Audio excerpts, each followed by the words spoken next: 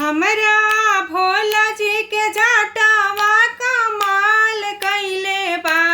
हमरा भोला जी के जटावा कमाल कइले बा। आओ हमें गंगा जी के निर्मल धार बहेला। ओ हमें गंगा जी के निर्मल धार बहेला। हमरा भोला जी के जटावा कमाल कइले बा। हमरा भोला जी के जटावा कमाल कइले बा। ओ हमें गंगा जी के निर्मल धार बहेला। ओ हमें गंगा जी के निर्मल धार बहेला।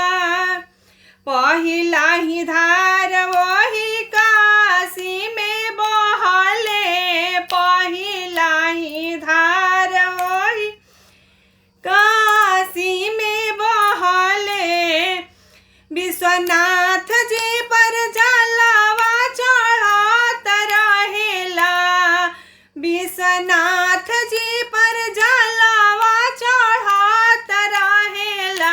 अकुली शिष्यन पदाया बरिसत रहेला। कुली शिष्या पदाया बरिसत रहेला। काशी से कंवरिया हो देवा घर के चलले। काशी से कंवरिया जल भरी चलले। बैद्यनाथ में जलवा चढ़त रहेला। बैद्यनाथ पर जलवा चढ़त रहेला।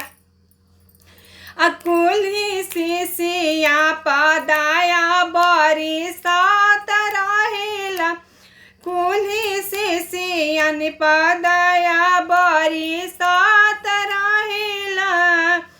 हमरा भोला जी के डमरू कमाल कइले बा।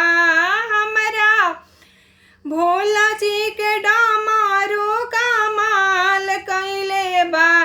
जाके सोमनाथ में बड़ा का धमाल कइले बा। जाके सोमनाथ में बड़ा का धमाल कइले बा।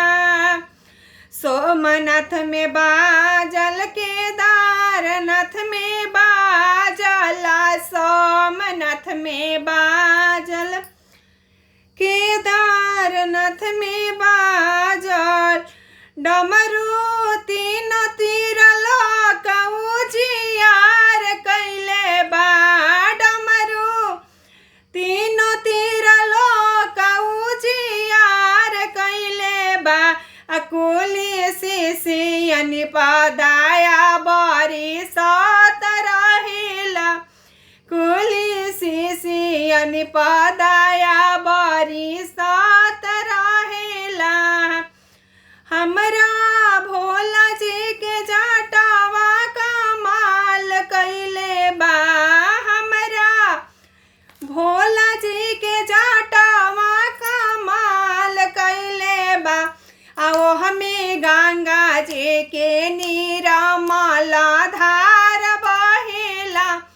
ओ हमें गंगा जी के